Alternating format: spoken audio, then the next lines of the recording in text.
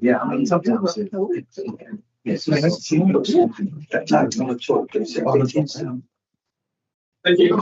So, one of the ladies in the city. We'll start with. Is that I'm actually in my Yeah, the things that. Right, good evening everybody and welcome to this meeting of South Oxfordshire District Council Planning Committee. I am Councillor David Bradderson. I'll be chairing this meeting. May I remind everyone this is a meeting in public and not a public meeting. Only members of the public who are registered to speak are allowed to do so, and I will call them to speak during the appropriate agenda item. The meeting is being held at our offices in Abbey House in Abingdon. Committee members are here in person, but officers and speakers are able to join remotely. The meeting is being streamed live on the Council's YouTube channel for public viewing. The system allows councillors who are unable to attend in person to contribute to the meeting, but only councillors who are present in the room are allowed to vote. The speakers and members of the public who have joined remotely, please ensure that your microphone is muted and that your camera is off for the duration of the meeting until you are called to speak. The Planning Committee is a decision-making committee of the Council. It is important that a set procedure is followed. All committee members will receive a full report on each planning application, either on paper or electronically. And it should be noted that committee members and officers may be using electronic devices for reference throughout the meeting. For each application, we'll first hear from the planning officer, followed by the parish or town council, and objectors, supporters, and local members.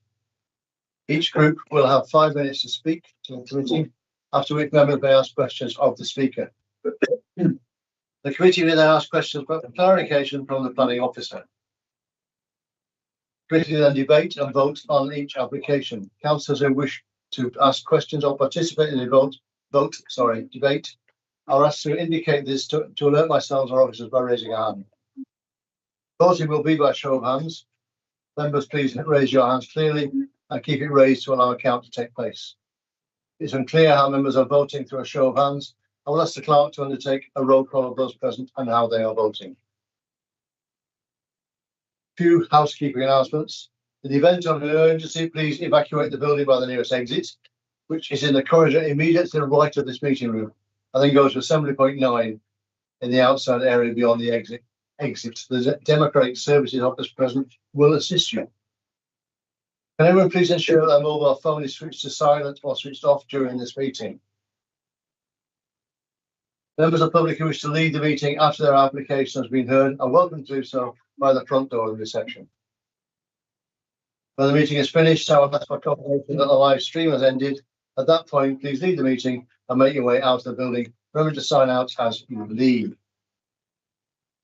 That was agenda item 1 on the agenda. Item 2 on the agenda is apologies for absence. Thanks, Chair. We've received apologies from Councillors Bearder, Gordon Creed, MacDonald, and Norman. Councillor Rob was down to attend as substitute for Councillor Norman, but I don't think she's here yet. Thank you. Minutes of the previous meeting. Adopt and sign as a correct record the planning committee minutes of the meeting held on the 21st of May 2025. We can adopt them, but we can't sign them because they've not been printed. There's still a printing problem in the planning department. But can we adopt the minutes, please? Yeah. Thank you, George. Okay. This is the bit I can't say. Declaration of interest. To receive declarations of disclosable pecuniary interest, other registered interest, and non-registered interest, or any conflicts of interest in respect of items on the agenda for this meeting. Welcome, Joe. Urgent business. To receive notification of any matter. Chair to chair this area to be considered urgent. None. Good. Thank you very much. Okay, so we'll go then to the planning application. It's agenda item 7, and the first one is P24 S34054, land adjacent to Cowley substation off Blackberry Road Lane near Greater Leeds. And the planning officer is Emma Bowman. Thank you, Chair. So this application is for a battery energy storage system, or BESS for short. A BESS can store excess energy generated during low demand periods and release it when demand is high or when renewable energy sources like solar and wind are unavailable. This helps stabilise the grid and reduce reliance on fossil fuels. I've got two quick updates for the committee. The first is that Garsington Parish Council have withdrawn their objection. And the second is that some of the figures I referred to in paragraph 1.12 of my report are not correct. The applicants advised me that it should actually say that the proposal is sufficient to provide power for over 1.2 million homes for 1 hour, or all of the homes in South Oxfordshire in excess of 19 hours. So the site's on the edge of our district, adjacent to Cowley substation. So this plan shows the constraints surrounding the site. The application site's in red and the site's within Oxford Greenbelt. Draft 11 is the strategic allocation at Grenoble Road, the 3,500 new homes and some employment land. And then I've also shown Strat 12, which is the strategic allocation at Northfield for 1,800 new homes. The conservation areas are in blue and the red dots show listed buildings. And the pink area is Nineveh Solar Farm, which was permitted at committee in 2022 and it's currently under construction. So this slide shows the Oxford Greenbelt Way, which is a circular walk that runs through the countryside and goes around the whole of Oxford. As you can see, it crosses the edge of the site. And I just wanted to point out two locations on this map where I'm going to show you some photos from this path. So I'm hoping my mouse works. The first one's taken from the edge of Toot Bolden, so it's about there. It's not very clear. It's the edge of Toot Bolden. And then the second one is from the edge of Garsington, which is to the west of the application site. And I also wanted to say, whilst on this map, that we have another planning application in for a BESS. I've referred to this in paragraph 1.20 of my report. And just to update members, this is being progressed towards a recommendation of refusal, and it will be a delegated decision.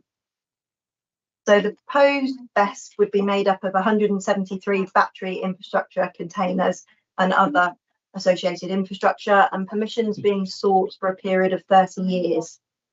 The key planning considerations are in respect of greenbelt and landscape, and to a lesser extent heritage impact. In this case, we don't need to grapple with the new greybelt concepts, as this site is not greybelt land. So as outlined in my report, the proposed BESS is inappropriate development in the greenbelt and should only be approved in very special circumstances. So the proposed BESS would result in some harm to the openness of the greenbelt from both the volume of the infrastructure parts and their visual impact. The development would, however, would have a temporary impact, albeit it is a long-term temporary impact, and the degree of activity generated at the site would be minimal post-construction. In my view, I don't consider that the proposal would have a significant impact on openness. The effect would be localised and temporary and would not fundamentally undermine the purposes of the greenbelt when taken as a whole. So moving on to landscape matters. This plan shows the overall landscape strategy, which includes significant planting around the site boundaries. And I'm not sure if my mouse will work, but that block of trees there, that's existing, and that's actually designated as an ancient woodland. So the proposed landscaping would involve tree planting all around the edges of the site, and then that would link the area of ancient woodland through to the woodland at Cowley substation. The proposal would impact on users of the Greenbelt Way, so that passes between the ancient woodland and the application site, but it would affect a small section of the path, and I don't consider that this would be a significant adverse impact. So the landscaping would be on bunds to ensure its effectiveness and provide some immediate mitigation against the visual impacts of the development. And as shown on this extract, the containers would be below the new tree line when matured, with just the slim elements of the electrical infrastructure projecting above. And these plans were in the agenda, so you can see them in more detail there. So moving back to those viewpoints that I've referred to, So this is a viewpoint that's referred to as a key view in the Baldens neighbourhood plan, and it's taken from the edge of Toote Baldon.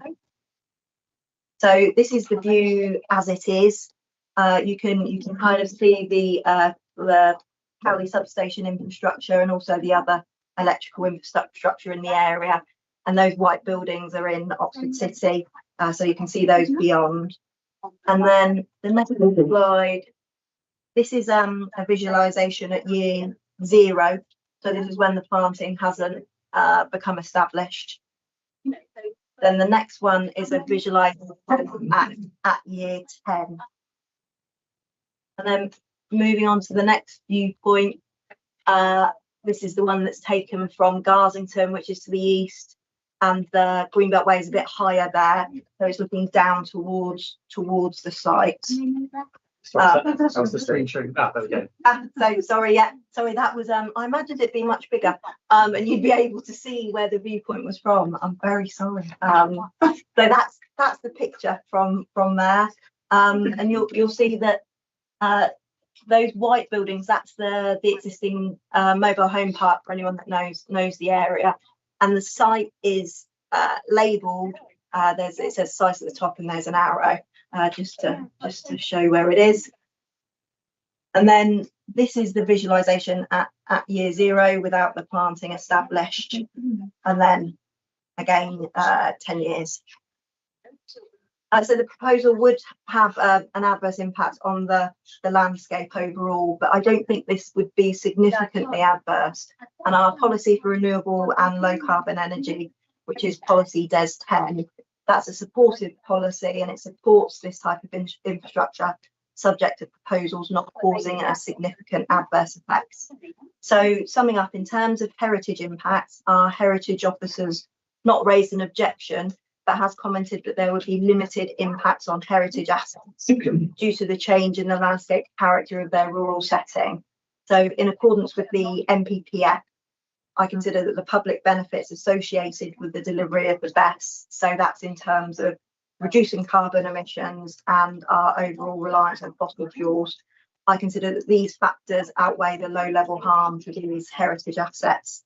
And then in terms of the overall greenbelt balancing exercise, in my view, the harm by reason of inappropriateness and all other harm is clearly outweighed by other considerations, so to amount to very special circumstances. And in coming to this conclusion, I've taken into account that a grid connection is secured for the project and that the applicant has carried out a site selection process. So you'll see that my recommendation includes a requirement to consult with the Secretary of State as per the relevant legislation. There's also the requirement to complete a legal agreement to secure biodiversity net gain monitoring. It's also subject to numerous conditions, and this includes restricting the development to the temporary period of 30 years. Thank you, Emma. Thank you. Okay, we'll move on to our speakers, and I have the first speaker I've registered is Baldens Parish Council. It's Dawn McGibbon. McGibbon on? McGibbon. And you have 5 minutes from the moment you start speaking. I'm going to get the glasses on. Thank you. As established, I'm speaking on behalf of the Baldens Parish Council and its residents against the recommendation to approve this BESS application. We maintain that very special circumstances to develop within the Greenbelt don't exist. As pointed out, the legal standard for VSC in Greenbelt is that harm must be clearly outweighed, not just tipped in the balance, and this is a deliberately high bar. As the officer stated, for very special circumstances to exist, combined harms must be clearly outweighed by other considerations. The public benefits for the Greenbelt balancing exercise in this case are in respect of the contribution that the proposed BESS would make towards reducing carbon emissions and mitigating climate change. But the report relies on generic benefits from renewable energy. The requirement is to assess the specific contribution from this BESS, and if that is done, then the analysis shows that this BESS will contribute just 0.74% of the government's target of 27 gigawatts storage. That's less than 1% versus an acknowledged 30-year adverse and cumulative impact on the landscape, openness and amenity of the greenbelt and the footpaths for the public. In the balance exercise, we believe this level of contribution, although positive, does not warrant significant weight versus the already acknowledged significant harm the BESS will cause. Characterising the BESS as temporary artificially reduces the harm side of the VSC balance. The report treats 30 years as temporary, which is longer than most people's mortgages. Case law is clear that developments over 15 years have a permanent character. The mature landscaping can't be removed after 30 years without further greenbelt harm.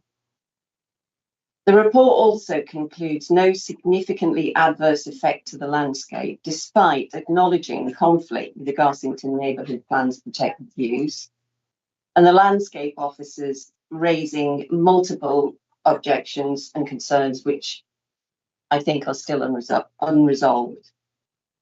It also admits the development will still be visible after 10 years from Garsington elevations, and the 12-metre substation elements are fundamentally altering the rural character.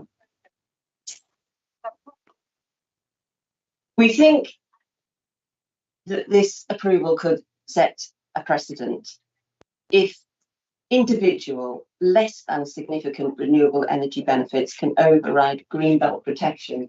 Where does it stop? We do have a risk of salami slicing the greenbelt through multiple small energy projects, and every energy developer will point to this decision to justify their greenbelt schemes. We think the report understates the harms while accepting generic policy benefits as sufficient justification for greenbelt development. When the reality is the specific public benefits are small versus the harm this industrial development would cause. And so we ask you to refuse the application and don't let it set a precedent that undermines greenbelt protection across the district. The VSC test exists to protect greenbelt integrity. We believe this proposal fails that test. Thank you. Okay, thank you very much. Commissioner, is there any question? I see none, so thank you very much for your time. Our next speaker is David Hardy, who's the agent.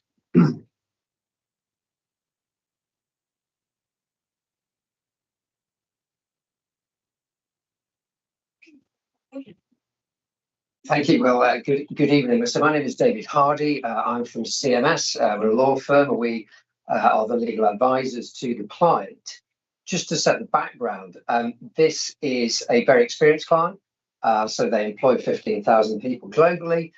They've been in business for 70 years. This is a responsible developer. They will own and operate this. It's not a case of getting a consent and flipping it on. They've got a long-term interest in the scheme.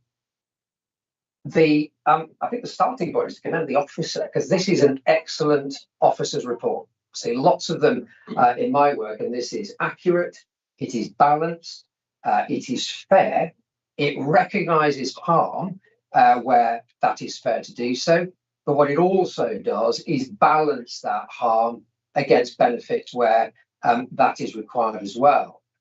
And if I can just answer a couple of the points from the previous speaker. In terms of benefits, what National Planning Policy says is that it is an aggregation, so it's adding together a number of small schemes, which one has to do if we are going to combat climate change and reach the objectives that we need to do. No single scheme is going to do that. So providing a sort of statistic of 0.000, it's very interesting. It doesn't mean anything. That isn't what government policy is. So once you've identified the harm, the National Planning Policy Framework, the officer said, mandates that significant weight has to be attached to those wider benefits. So that's why it's done in that way. In relation to precedent, that isn't the proper argument. As you will know, each scheme is taken on its own merit. And as you heard from the officer, the other best scheme, for instance, has been recommended for refusal. So there is discernment between projects. This is not carte blanche to all best developments. In terms of specifics, the parish council, the Garsington's parish council's objection, which I think is the reason this committee has fallen away. That we say is an interesting and important point. In the consultation exercise, which is extensive, the developer was listening, and one of the concerns raised was about access. So one of the things that was done was that the site access from the B480 to Blackberry Lane was as a result of listening to the consultation exercise. The final thing I want to deal with is why is it here? It's a basic question. Why are we here? Why is it not at Didcot, say? Well, the reason for that is about connection and the need to get on.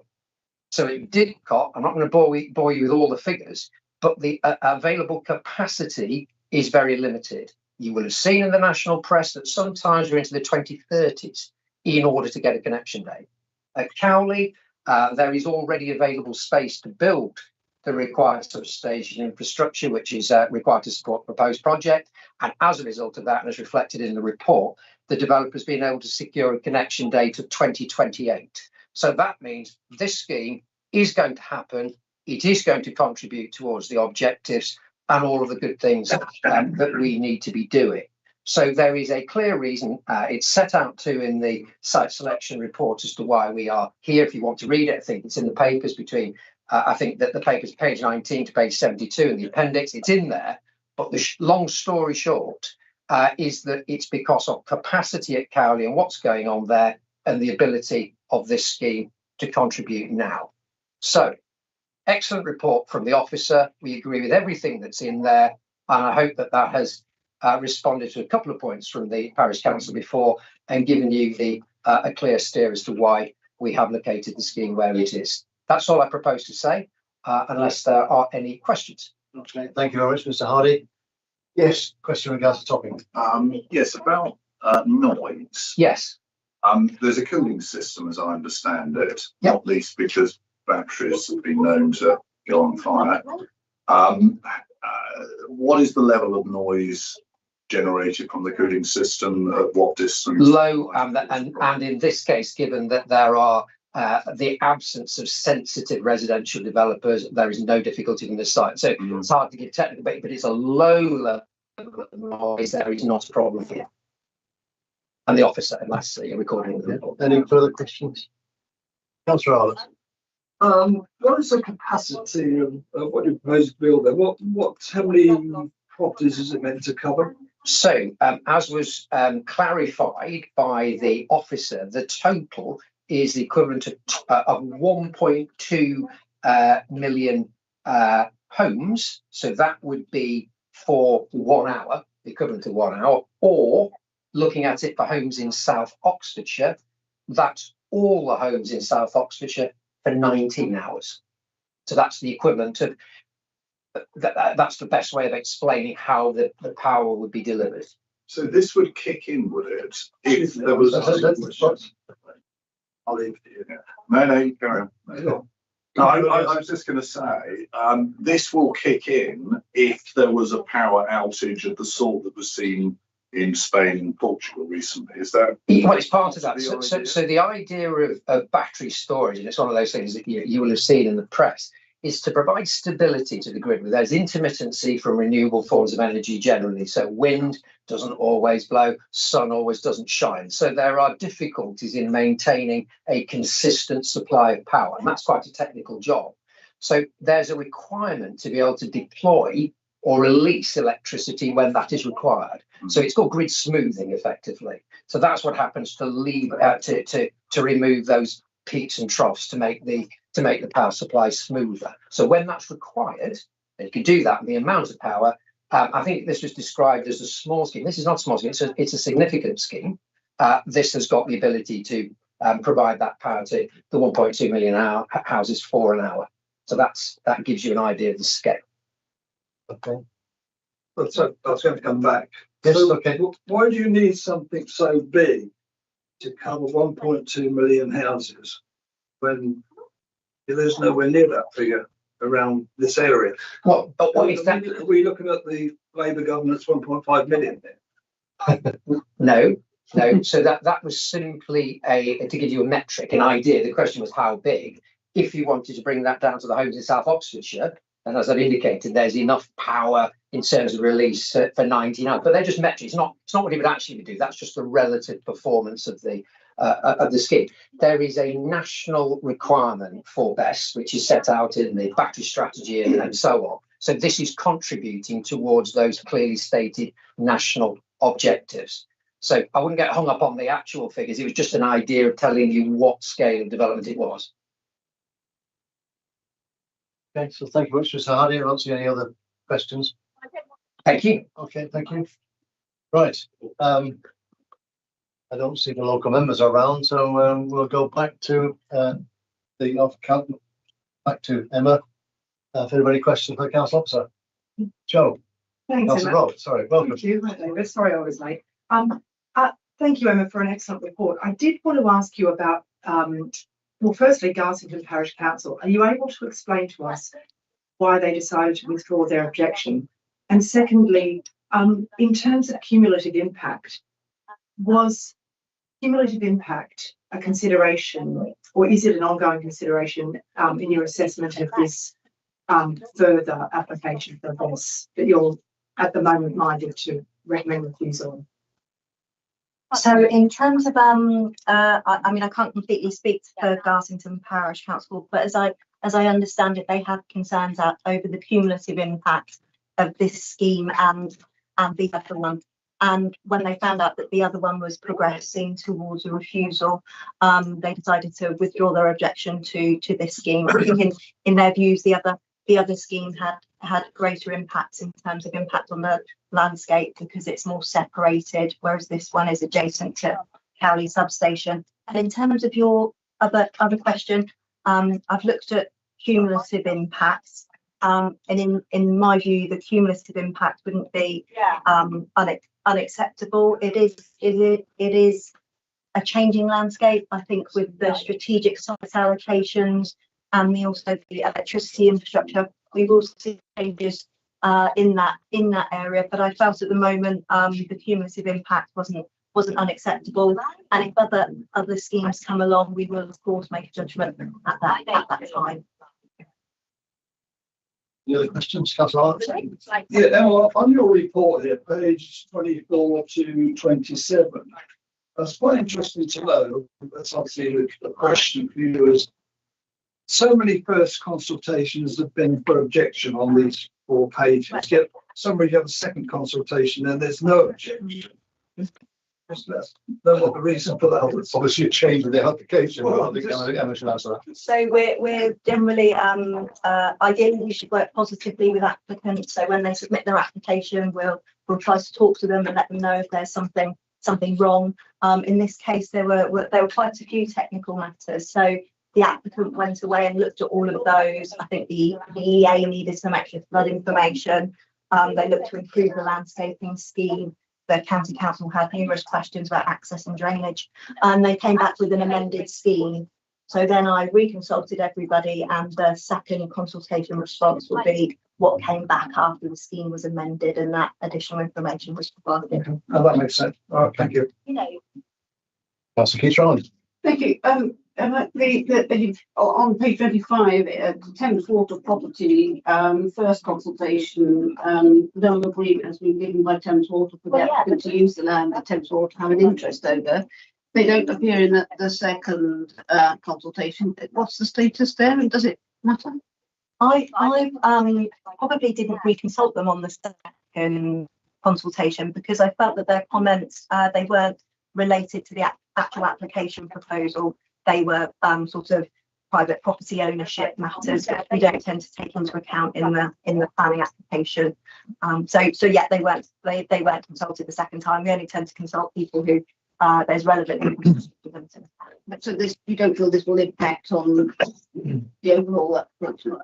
No, so Thames Water's comments, they came from the property team. They didn't come from their development management sector. So I think they're just making us aware that they own some land. But that wouldn't generally be a problem.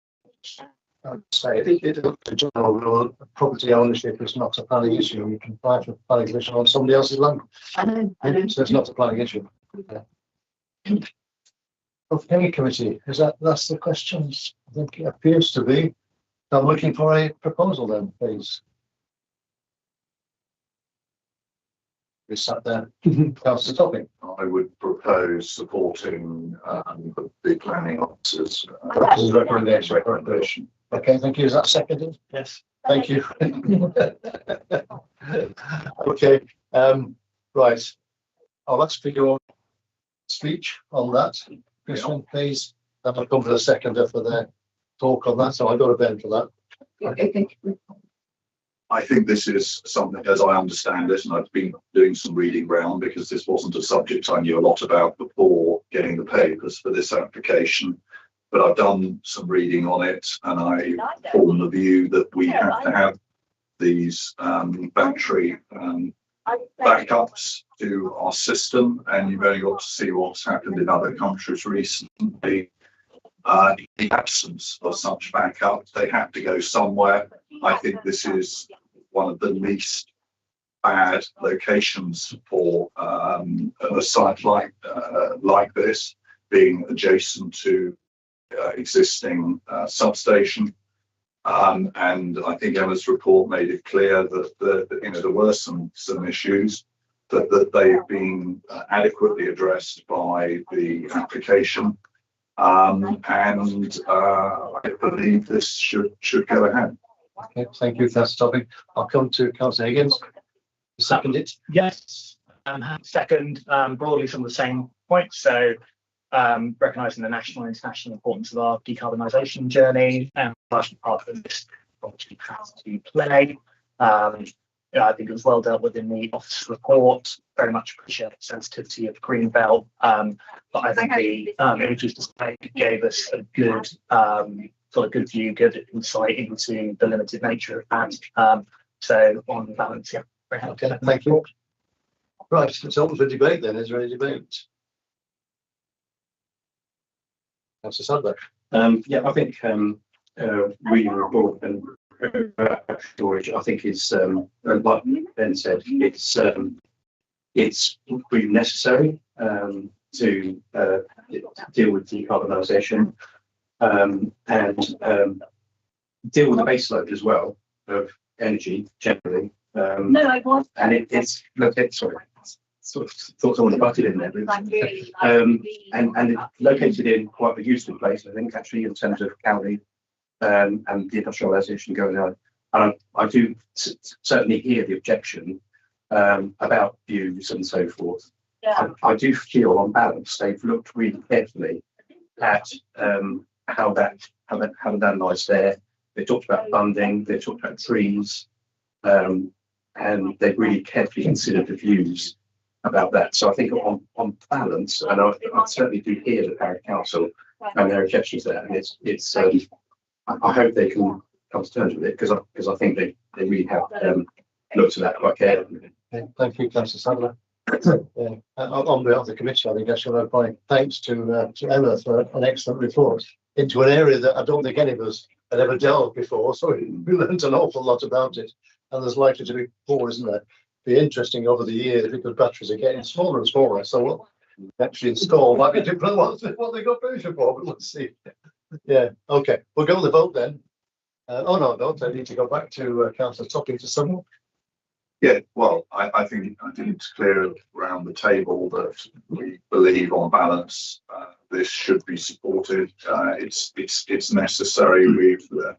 I agree with what David said. In the future, the technology may allow a greater amount of battery storage power on this site, which can only be a good thing. So maybe we'll need less of these sites in the future.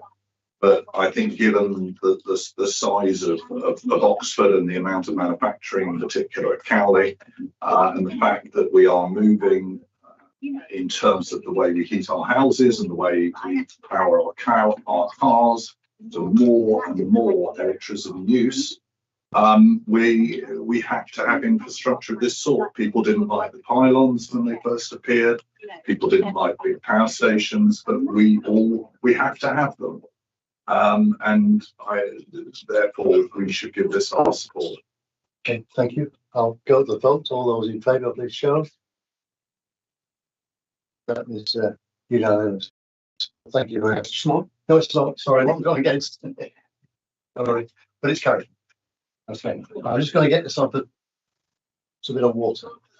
The next one. Shall I close this window? It's just not distracted by the conversation behind us.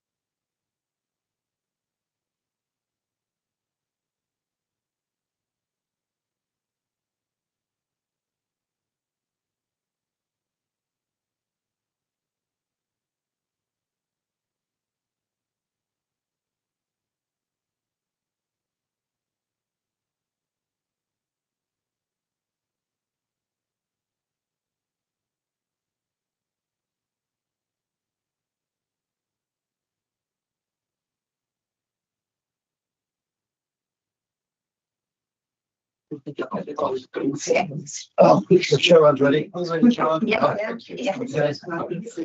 move on to agenda item number 8, which is B25 S1297 at Bolton Park Cottage, Bolton.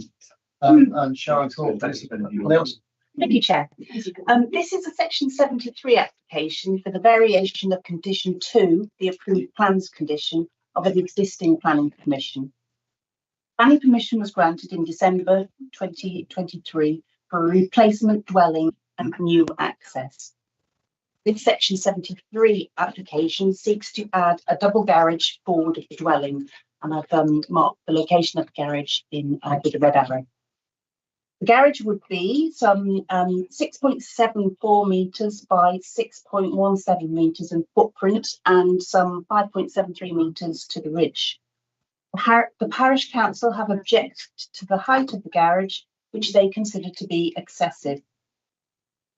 And this is the original plan for the replacement dwelling. As you can see, there's just parking spaces in front of the dwelling there. And these are the approved plans for the replacement dwelling. The garage would be sited close to the main house, behind the dense hedging and trees that mark the boundary to the road.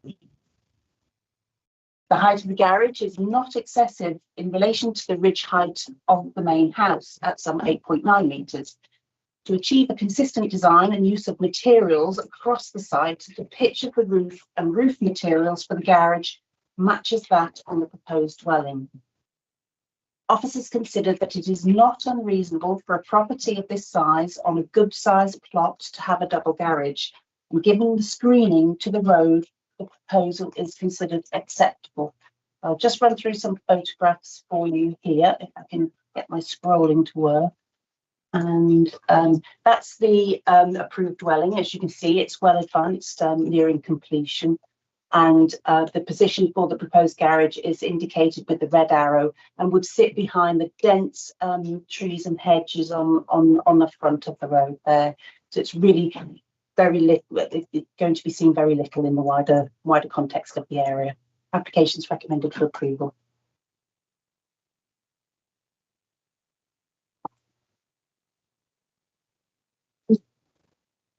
Is that it, Jen? Oh, sorry, that's Nothing more to say. we're waiting for the end to come up. Right. We've actually got no speakers registered, so we're straight back to Sharon for questions for the planning officer. Oh, I see them. Councillor Rob. I've got one. Yeah, thank you, Sharon. Why wasn't, because obviously this is on Greenbelt land, isn't it? So I'm assuming, one can only speculate, that the applicant didn't initially come forward with an application for a garage because they were concerned that it might be refused because of impact on the openness of the Greenbelt. Through you, Chair. At the time the original application was considered, the proposal was inappropriate development, but there was a significant fallback position for a building of that size. they chose not to put a garage on because the size was very close to what we were prepared to accept. Since that time, the NPPF has changed and the definitions of inappropriate development have changed with the introduction of grey belt land as well. So this now, the dwelling that is there would not now be inappropriate development. I see. And it is for that reason that they've come forward for a garage at this stage. Thank you. And I just have a quick follow-up question, that's right. The garage looks to me like a chapel. It does look really high. It's odd. Do you not think? Oh, sorry, that's the approved dwelling. Yeah. And then this the garage. A partially built brick structure. Or it will be brick, yes. But so I'm really pardon. What I was looking at was a picture of part of the house. Yeah. Sorry, gotcha. Yes. Thank you, Sharon. That's a summary. Yeah, so I know what you said about the change to the APPF. So, and I think I read somewhere that it's in front of the building line, isn't it? I think that was one of the considerations from when the original application. It was forward of the building line, and also why is it a section 73? Is it because it's a kind of addendum effectively to the original application? Is that why it's section 73? Yes, the regulations allow you to amend an application, amend the conditions of an application, and this is for the amendment of the approved plans on the original application to include a garage. Okay. Yeah. So the original permission still stands, and this will be an additional planning permission, but all of the original conditions on the first permission will be repeated. So the conditions that remove permitted development rights for extensions and new outbuildings will be repeated on this new permission. Karen, looking at that picture, what's the building to the top of it, towards the top of the block? Because that's not there on the original. It's not there on the approved. Cursor does not work. There you go. That one there. That is the original dwelling, and there is a condition on both the original permission and this permission, if permission is granted, that original dwelling has to be demolished within, I think it's 6 months of the occupation of the replacement. So that's going to go. Yes. Yeah, that's okay. Okay. Right. Is there any more questions to planning officer, Councillor Arlett? Yeah, Sharon, the garage drawers to the best of pretty bland, to say the least. What if they were to put rooms in the roof of the garage? Would they need planning permission for that? They wouldn't need planning permission for alterations only, but they would require planning permission for any changes to the external appearance because of the other conditions that restrict permitted development rights. So they would put roof lights in? That would require permission. Thank you.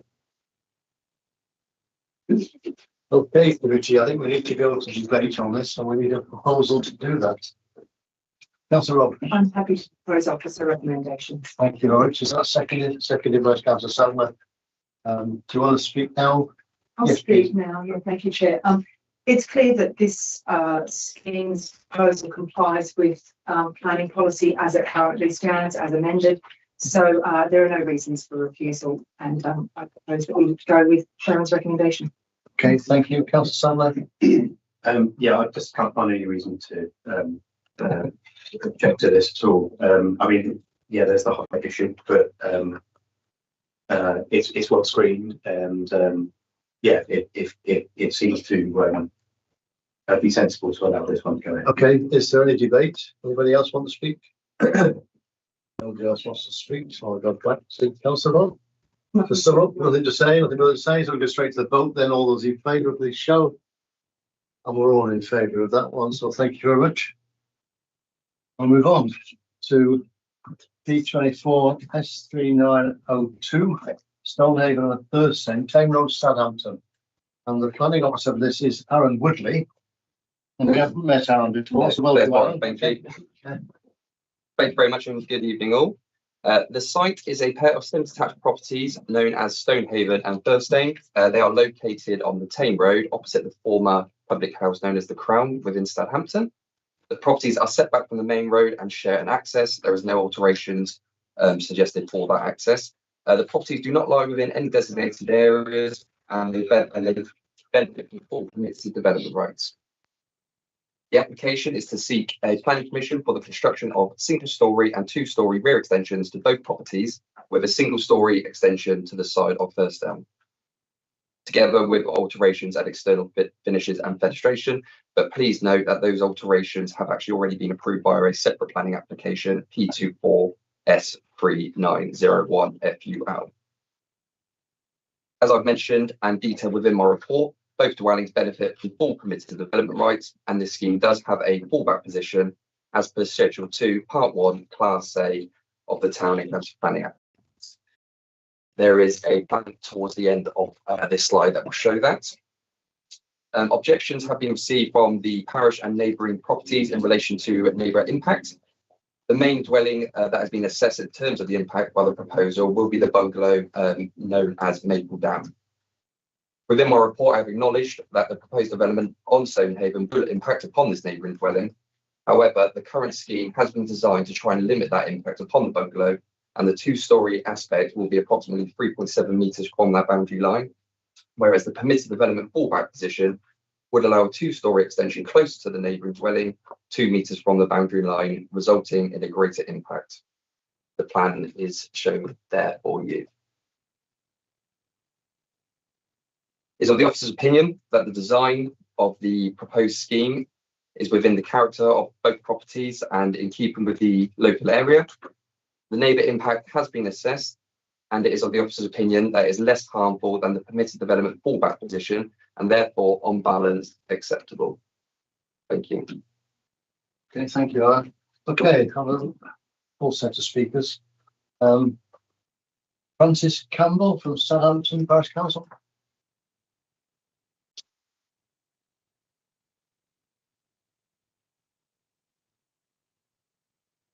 Thank you very much for listening to us. I'm representing Southampton Parish Council on this occasion. I've lived in the village for 45 years and served as a parish councillor and school governor for many years, so I know a lot of people in Southampton. This application was drawn to my attention by a number of residents in Tame Road.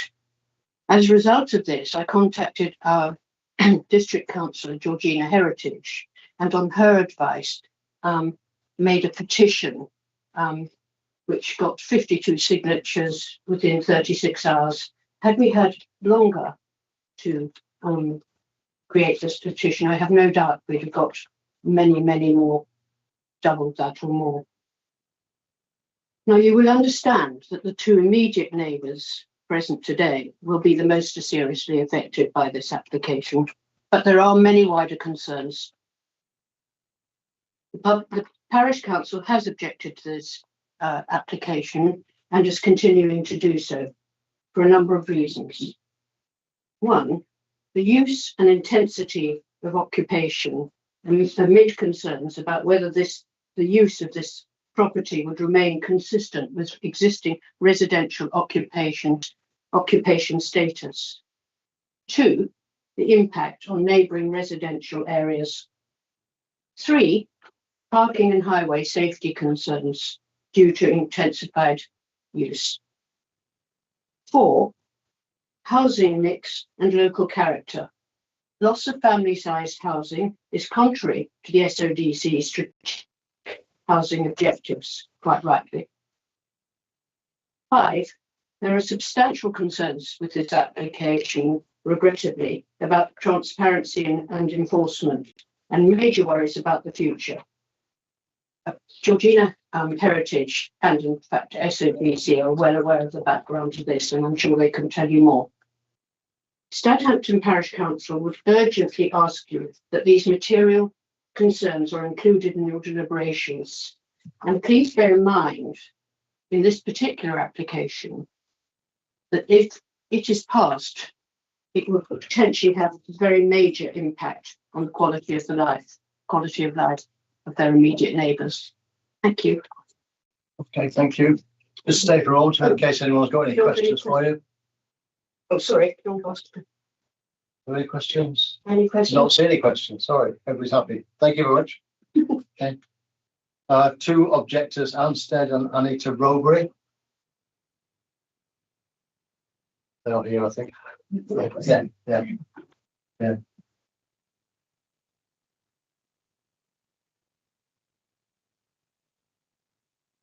Now you have 5 minutes between you. So we have done. Thank you. I've been volunteered to go first. Anstead, thank you for letting me through it. The first thing I should say is that I supported the first set of plans for these two properties. It's the addition of the large real estate extension in this proposal that I'm objecting to. I know, I was going to say, I think we've got some photographs. I don't know how it works. Do I ask for a picture to be displayed? I said That's your bungalow, isn't it? Next to that. Yes, but these aren't my photographs. No, the next one. All right. Yeah, I think at the bottom, I think I can send some photos in. Yeah. They're perfect. Yeah, okay, thank you.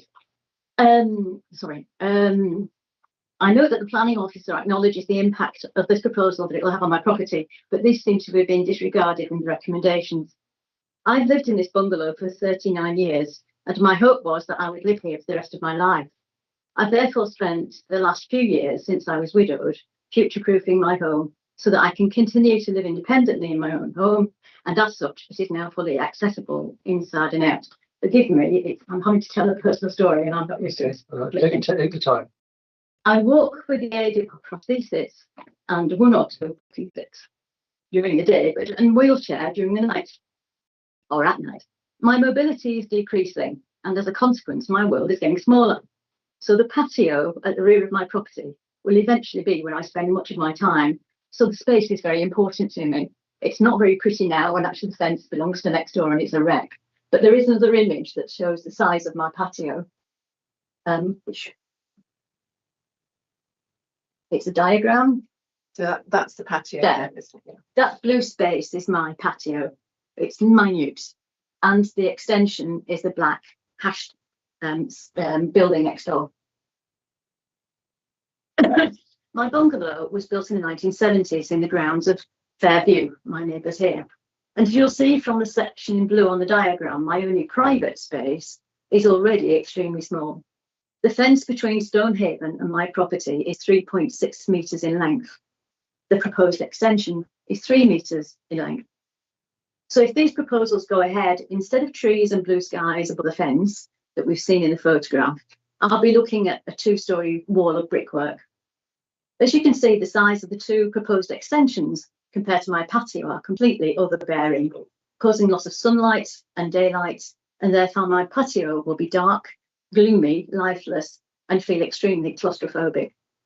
It seems perverse to me that if I was the one developing my property to accommodate my disability, I would be supported by legislation, but I'm not the applicant, I have no protection. I previously stated I supported the original, but I cannot support this new application because it will have such negative financial, practical, and emotional impacts on my life. Thank you. You can go back to the little map with that one. That's it. So I live in Fairview, and although my house isn't right next to Stonehaven, we share my garden, which is just behind the blue bit, is my only bit of garden. They're small gardens. It's probably it's about 8.5 metres. And I have recently just developed that area at the back to provide a family eating space and space for my grandchildren to play. The proposed development is very large and will completely overlook my garden. On the Stonehaven side, there's some 5 window panes, and the same on the other side. In the past, that has been a house of multiple occupancy, and so I'm used to having people upstairs, but not so close. Coming out another 3 metres will really be close to us, which will affect the privacy and noise, possibly things like that. If it continues to be a house of multiple occupancy, then those rooms will be people's living rooms, so they will be spending a lot more time in those rooms, which will overlook my property. I think what's important to note that within our village, both Anne and I work quite hard to try and develop that facilitate a ethos of community inclusion within the village. It's very important to everybody who lives there. The applicant is not from the village, puts little into the village, and is not really around very much, has no interest in the village. And I think for us that is quite a concern about what that house will become and what it will be used for, and ask that that is perhaps really looked into before any commissions are given about actually what it will mean for us in the village. Okay, thank you very much. Committee, any questions? Thank you, Chair. I have to say I do feel sick when I look at the, from your patio to where the proposed development will go. But what do you think about the fact that the permitted fallback position, which is a permitted development position, could be worse? I have to say, I don't understand it. Yeah. And that hasn't been sent to me or explained to me. I'll ask the officer the same question. Thank you. Okay. Any other questions? Just ask one more question. No? No? No? Okay. So thank you very much for your presentations. Thank you. Okay. Our next speaker is Jake Collins, who's the agent, I believe.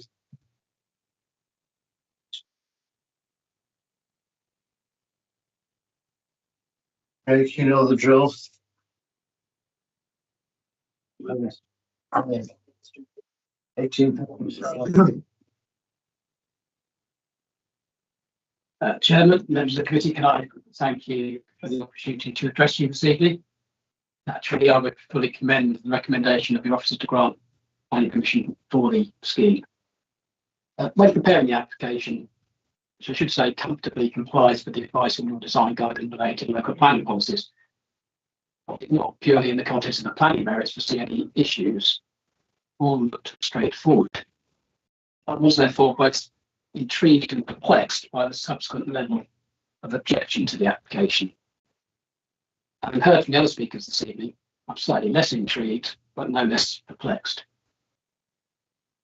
Nevertheless, in terms of the impact on the neighbouring bungalow, as I mentioned, the extensions fall comfortably within the council's 45-degree light angle requirements as set out in the design guide, whether they are taken in either the horizontal or the vertical plane.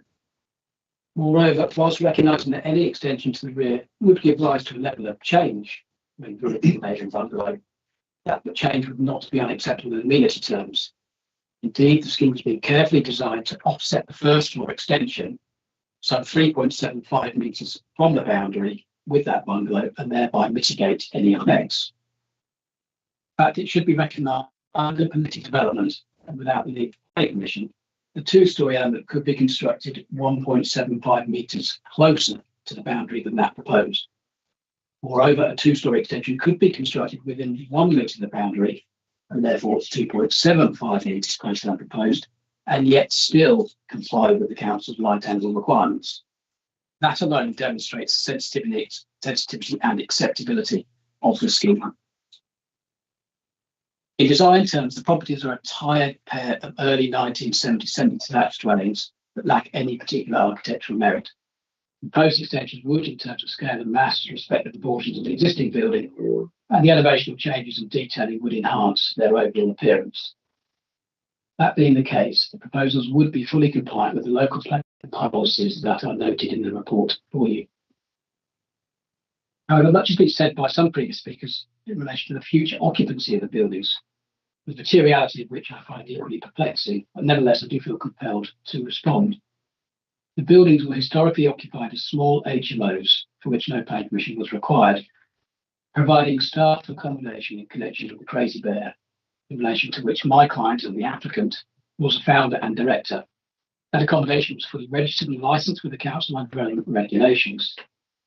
Following the cessation of my client's interest in the Crazy Bear, those licenses were surrendered. The proposals therefore involve no more than extending, enhancing and modernising the properties to then release family-scale housing back to the local market. That, I would suggest, is a positive of the scheme. Nevertheless, I open by saying I've always considered the application to be straightforward. Nothing has dissuaded me of that position. However, it is an application that's been with the council for the best part of 6 months, during which time the properties have been empty and the projects are commenced. Financially, that cannot continue, and the most logical outcome for my client, if there are further planning delays, is to extend through permitted development and re-let as a small HMO, or perhaps sell the property as a small HMOs, for which no planning permission would be required. That is not what my client wishes to do, nor is it what they intend to do, but there is a point when financial realities kick in. Nevertheless, whilst you may wish to satisfy yourself as to the necessity, should you be minded to accept the recommendation, my client would have no objection to a condition requiring, in effect, that on completion of each property, they only be occupied as single-family dwelling houses, with the removal of permitted development rights for change of use from Class C3, which is dwelling houses, to Class C4, which is small houses and multiple occupations. That, at least, should draw a line under matters that have, in my view, unnecessarily complicated this application. Nevertheless, the proposals would, for the reasons I've set out, be fully compliant with the local plan policy and design advice, and I recommend the recommendation to you. Thank you. Thank you, Mr. Collins. Committee, any questions for Mr. Collins? Councillor Savage. Yeah, just clarification really. Because actually what concerns me is this overlooking problem from upstairs windows, or rooms that will not just be bedrooms, they will also be accommodation. Now, you said something quite complicated there towards the end about Class C3 and so forth, and changing that. I could quite buy into the idea that these are just being extended and they're just going to be family homes. I could buy into that idea, but it's the HMO aspect and everything that comes with that. And I realise that's a difficult area in planning. But what is it that you just said there towards the end? Sorry, because I'm not sure I quite understood it. Okay, so these houses, whilst last in use as a small HMO, can revert to family dwellings without the need for planning permission. Okay, that is entirely what my client wishes to do. Is revert them to two semi-detached dwellings, sell them back to the market as single family dwellings, not as HMOs as such. And the suggestion was that if the council deemed it compliant with legislation, that you could place a condition that said, in effect, that that's how they be occupied. There is no ongoing permitted development right to then revert to a small HMO, which would otherwise not need planning permission. What I can say on the plans, in terms of the overlooking question, is that the first floor windows back are 2 bedrooms, and they will be bedrooms to a single family dwelling. Okay, so that's hugely significant, isn't it? Mm-hmm. Because that's a big change to what's being set out here. Yeah, I think so. Yeah. Any further questions? No questions. So we'll go. Thank you, Jake. Thank you very much. We'll go back to the planning officer. Sorry, the ward councillor. For the ward councillor. Sorry, Georgina. Hello. That's okay. I'll continue with my preparation, if I may. So I'm just I called this application to committee on the strength of the feeling of Stadhampton residents, and I do feel it's important they have the opportunity to put their case forward. I appreciate that the HMO situation has suddenly changed. I'm going to continue with what I prepared to say anyway, and you can take that into account at the end, if that's okay. So to give more detail with residents' objections, amongst other consideration, there was a large number of objectors who had issues with the property operating as an HMO, and they believed the use to be unauthorised. The planning officer has been helpful in assisting me to get to the bottom of this. I do understand that these properties were basically given deemed permission to operate as an HMO, but I do think that with this in mind, it's important that committee members, I felt it was important that committee members viewed the applications in front of them as an HMO and considered any planning aspects from that position and not from the perspective of 2 family homes. So I'll continue with that at this stage, but it does seem clear to me, that from both this application and the recent one, which included a porch infill, that these 2 properties effectively constituted one large HMO rather than 2 individual dwellings. So as well as the shared frontage and shared driveway, both properties have been designed to include ensuite bathrooms to each bedroom, but no shared family bathroom, no downstairs toilet facilities. There was little doubt to me that both properties were intended for HMO rental. So I asked members to consider the planning implications of that, which could effectively house 8 small independent households, if you like. This isn't about snobbery. We all need a home.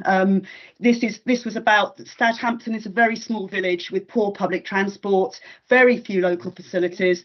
The only shop is a small M&S within the petrol station. Residents are inevitably dependent on vehicles, on cars for transport. There's a highly reasonable chance that couples may occupy the bedrooms as an HMO, which could mean 15 vehicles requiring a parking space. And I couldn't see that this driveway could accommodate that level of parking. Furthermore, no thought to refuse storage for an HMO. Previous issues with these properties had included the large unsightly quantity of rubbish that had been produced by tenants, which spilled into the streets. And I felt strongly that for an HMO, facilities such as adequate refuse storage should have been factored in. Separate action that of great material significance is the loss of amenity to neighbours, and I'll focus on the owner of Mapledown, the bungalow situated next to the north of Stonehaven, owned by a lady who happens to be disabled, whose mobility is decreasing. She's invested in making her home accessible inside and out. She's never objected to Stonehaven and First Lane being tenanted, but her small patio is her only outside space, and she's acutely aware of how important this space will become to her as her mobility decreases. So after so much financial and emotional investment, she now finds the proposed rear extension to Stonehaven will literally change her view of the outside world.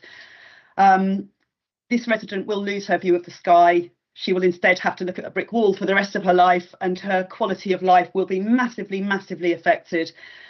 The planning officer did visit Mapledown. He agreed in his report that the proposed extensions will impact upon the amenity of the bungalow in respect of daylight and sunlight, and there will be some overbearing impact. However, it's considered that the permitted development fallback position would be more harmful to Misstead's amenity than this application. So I urge committee members to ask questions about this fallback position to understand it fully. For the sake of the owner of Mapledown, this really does need to be explored.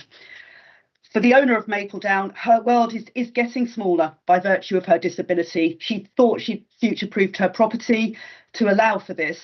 She now finds that her world is likely to become even smaller by losing daylight, and this is a huge material loss.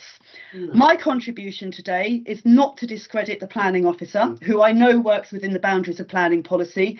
He's been very responsive and helpful, and I just feel strongly that this is an occasion where residents needed to have a voice. To summarise, committee members, please raise questions about this application on the basis of its HMO status.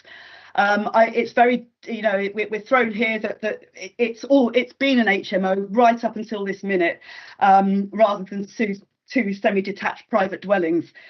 Please ask questions about the facilities, and most importantly, please ask questions on the significance that this development is going to have to existing residents whose quality of life may be severely impacted. Thank you. Thank you, Georgina. Committee, any questions for Georgina? Councillor Rob? I did have a question about the fallback position under 3D. Yeah, I think we'll go to the officer for that. It's thank just you. questions for Georgina. Oh, sorry, not for you. Sorry, Georgina. Sorry, I'm confused. Thank you, Georgina. It appears there are questions. Right. Thank you. We now go for questions to the planning officer and Councillor Rob. Thanks. I'll repeat it. Thank you, Aaron, for the report. I think we're all asking that same question. I mean, I have to say, I don't love it, but could you explain the fallback position, please? Yeah, in respect to the extension or the HMO use. Yeah, it's sort of fallen aside. It's fallen away anyway. I mean, we can condition that.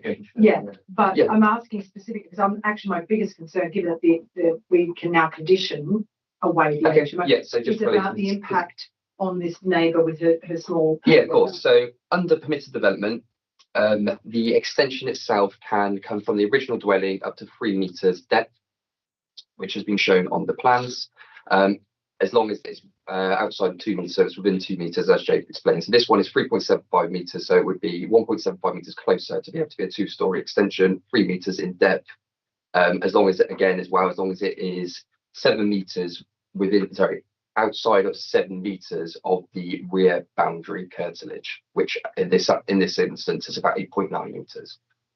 And is that for a 2 double height? Yes, for a double height, yes. So single story would be different, but in terms of just purely relating to the 2-story aspect of it, it would need to be not within 2 meters of the boundary curtilage in terms of the bungalow, but also not within 7 meters of the rear boundary. My understanding was permitted developments are, yes, 4 meters out, but not 2-story height. Didn't think 2-story was permitted development. Yes, It is it? Yeah, It's planning officers, so. No. Can I have a quick follow-up question? Yeah. Does neighbour amenity factor into that? Is Not it into permitted development, no. that is it? No, of course it doesn't. It's permitted. Okay, yeah, thanks. Unfortunately. Yeah. So what aspect of the proposed scheme is not permitted development? What about it makes it? If it were permitted, we wouldn't be here. If it was, yeah, ultimately, if the red hashed area there was to be proposed, we wouldn't be. Yeah.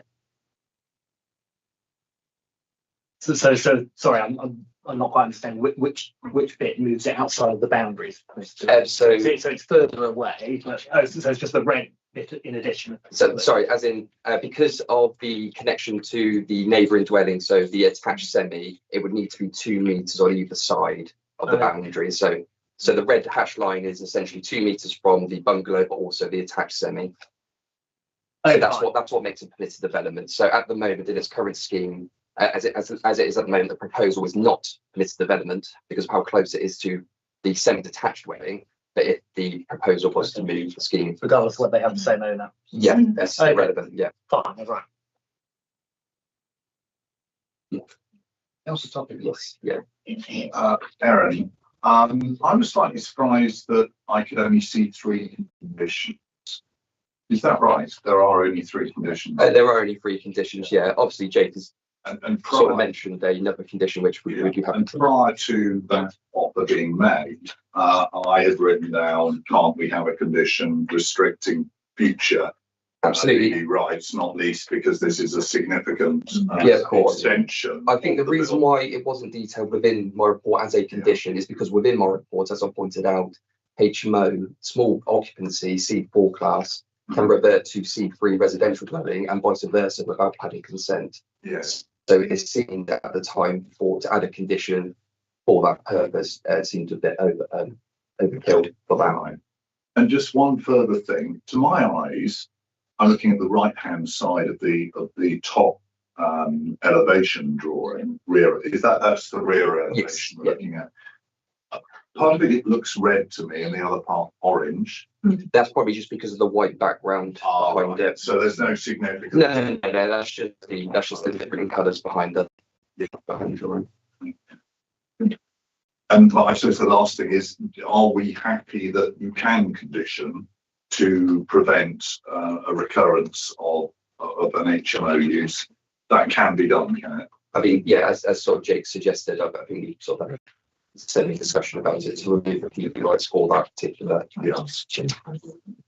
Yeah, sorry. And all PUP rights, ideally. I think in this particular instance, it's been offered by the applicant.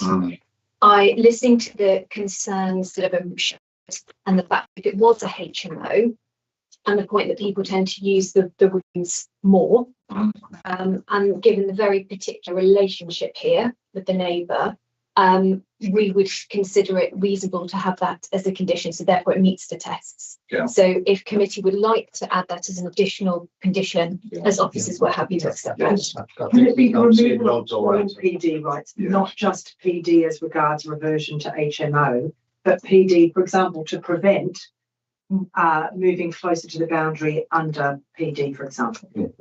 We couldn't, so if we couldn't on the back of this take away all PD rights on the property, because that wouldn't necessarily be reasonable. Things just to assure you, things like a side window, for example, wouldn't be permitted development. So no additional windows could go in that could create any overlooking on that, on what's before you. But what we couldn't do is to go in and I'm just trying to think, Aaron, is there anything additional they could do anyway? Once it's built, no, there's not, because the height of the single story aspect is already to the max and the depth, so there's nothing further they could could do it We're anyway. not in debate yet, but I guess I would worry that, and no disrespect, but during, for example, the construction phase, if they were to build it closer to the boundary of the neighbour, That's up to the PD. the height's already, so they could go up to the boundary at the height that they've already proposed here on PD. And I think that that's which is why I would want to. So the only thing, yeah, so they couldn't go higher as a single story, and they couldn't go deeper. But as it is at the moment, as it is proposed at 4 meters high and 3 meters depth, they could retain that, but closer to the boundary.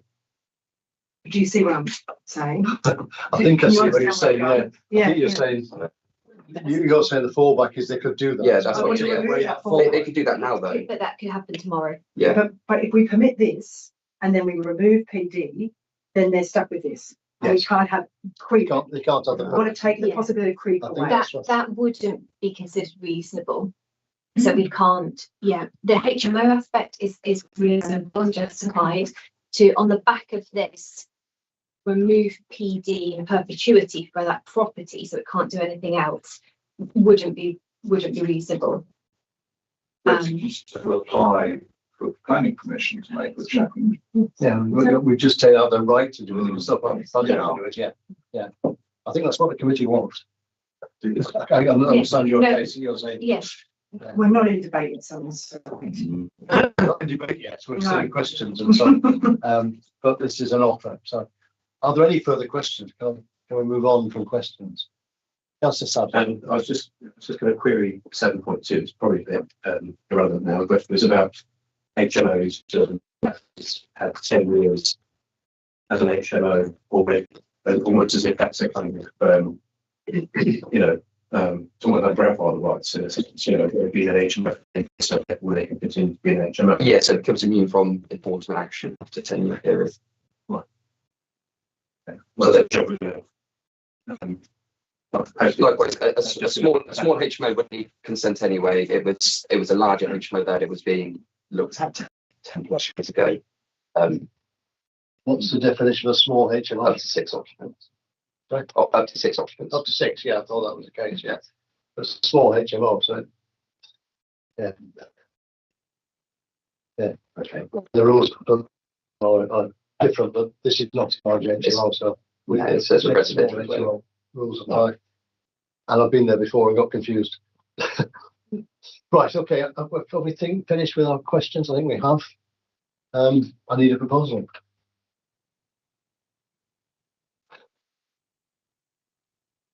Councillor Rowe. With great regret and disappointment, I think I'm going to propose officer recommendation with the condition that removes the potential for reverting to an HMO and with removal of PD rights.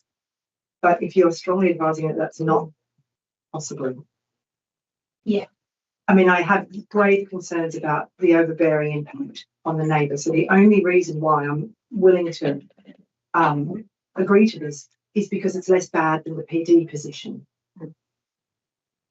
Yeah. Is that seconded? Councillor Coffey, thank you. Yeah, on the same basis. On the same basis. So that's really what the committee are asking for. Do you want me to respond at this stage? I think it may be something that the agent might be willing to agree to. It probably won't. Where are we going? I need a response from. Do you want me to? Yeah. So I fully understand where you're coming from on this.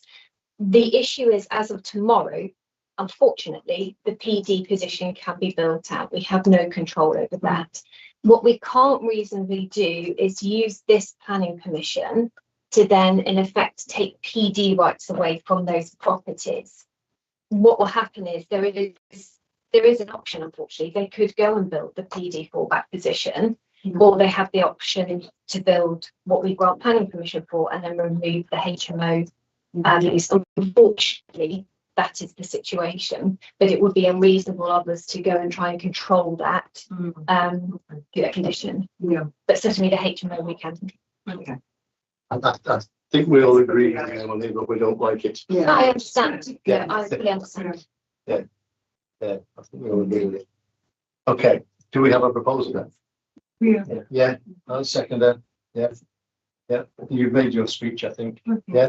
You've made your speech. I haven't really. I mean, I very much sympathise with the neighbours here, seeing the scale of this extension, but it doesn't look as if realistically we can stop this happening.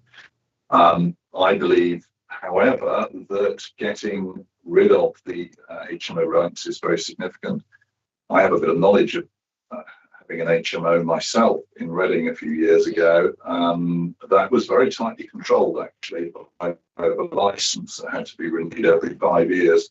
But even so, the level of occupation that you get, because people are in the upstairs rooms and they are living in that space in a very intensive way. So returning this to family housing, I think, is a very, very significant concession. And actually, I think, I would hope, help to overcome the negative of the size of this extension, particularly at the rear, particularly affecting the neighbour in the bungalow who spoke so eloquently earlier on. So on that basis, I'm going with Aaron's recommendation. Okay. All right. Thank you. Thank you. Okay, committee. Well, the debate. If there's any debate. So, Chair, I've got a question. I know it's probably would be on questions. That's all right. Go ahead. It's really to Emily about the HMO. I mean, if that was taken off the table, is that's not in perpetuity either, is it? Effectively, they could reapply to become HMOs. Yeah, no, you're absolutely right. So what we're doing is we're taking away that automatic permitted development right. So if at a later stage they wanted it to become a HMO, they'd have to apply for planning permission. So there'd be a level of control, but we can't stop someone applying. We can't put a blanket ban and say you're not allowed to apply, but we will have that level of control by removing the permitted development rights. So if someone did buy it and think, I want to turn it to a HMO, they can't automatically do that under permitted development rights. They'd have to come and apply to us the planning permission. Yeah, right. Yeah. So is that a condition that's going on to the application? Yes, what I would need, Chair, is if I could just have an motion was put with 2 additional conditions. I would just need that clarifying once the debate's finished what the final motion will be with the conditions, if that's okay. Okay, have we finished debate? I think we've finished debate, so I can go back to Joe to sum up. And then that summing up, we will decide what the conditions are. For me, this really sums up why planning is so important and why the sort of growing influence of permitted development is something that's being regretted, because we could look at this and see the impact on that neighbour and say that we think it's unacceptable in those specific circumstances. But we don't have that opportunity here because there's a PDP that is far worse and far more overbearing than what's come before us tonight. So I don't think we would have a leg to stand on. It would actually be harmful, I think, if we were to refuse this, because what would be built out under PD is way worse. The removal of HMO permitted development is a good thing, and I think that will satisfy the residents. So I would like to propose an officer recommendation with the addition of one condition to remove permitted development rights to revert to an HMO. Thank you. Is that right? Yes. So you can word that into what actually gets permitted. Yeah. Okay. So with those provisos, and Joe's summing up, all those in favour, please show. We're all in favour. So thank you very much, and thank you, committee, for a debate, because it was not an easy one to talk about. Okay, we'll move on. Should I get a glass? Can I get a glass of water? Okay. Anybody else who's having that?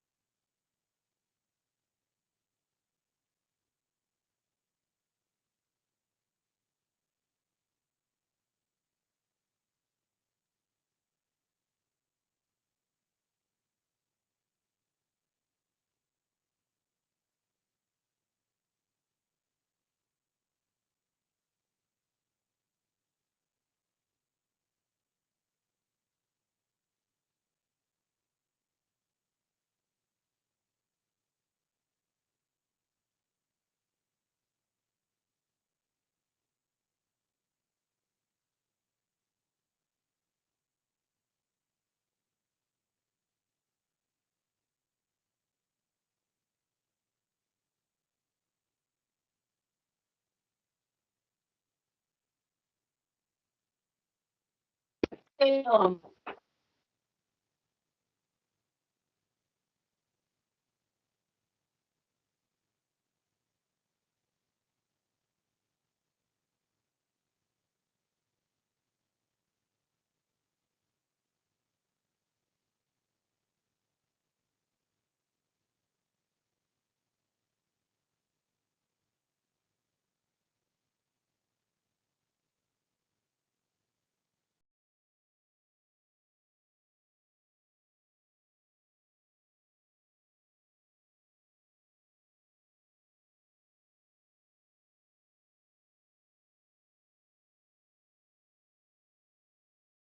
Agenda item number 10, P24 S3095, Breach Farm, Wheatley Road, Stanton, St John.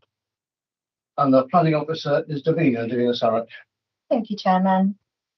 This application is referred to Planning Committee as the views of the Parish Council conflict with your officer's recommendation to grant permission.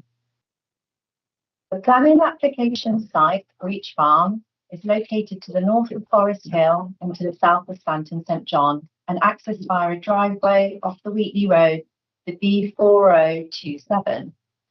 The site comprises a working farm with a number of agricultural buildings as well as 4 residential buildings. The site is also located within the Oxford Green Belt.